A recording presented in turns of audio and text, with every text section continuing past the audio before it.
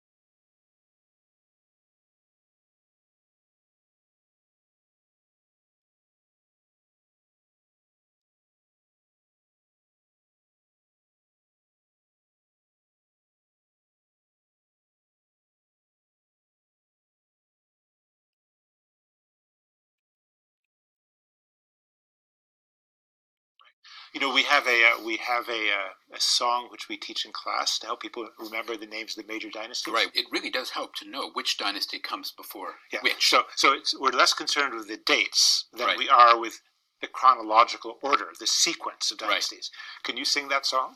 I cannot sing it as well as you can. Well, shall we sing it together?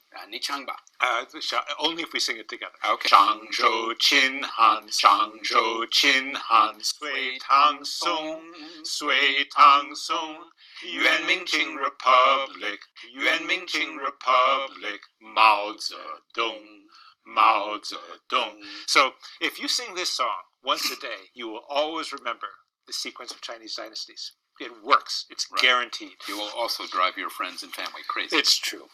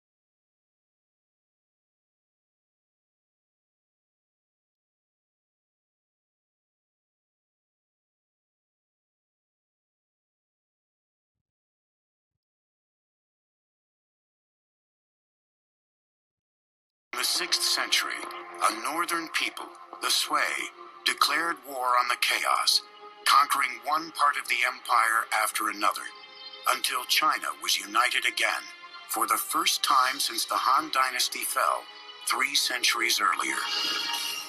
The Emperor Yangdi would build the Sui Empire on the foundation of nearly 1,000 years of dynasties that came before. Unlike previous emperors who had concentrated on fortifying China against the outside world, Yangdi would channel his energies inward and strengthen his empire within its borders. China is vast, and its waterways provided the most efficient means of transportation over such great distances. 2 major rivers traverse the country east to west, the Yangtze in the south and the Yellow River in the north, but they are 1,000 miles apart. China was a house divided.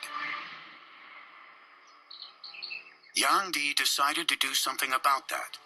He aimed to link northern and southern China by a gigantic central artery, a grand canal, a kind of hydraulic highway for merchants, soldiers, and citizens. Very common to China in terms of constructing any large infrastructure project.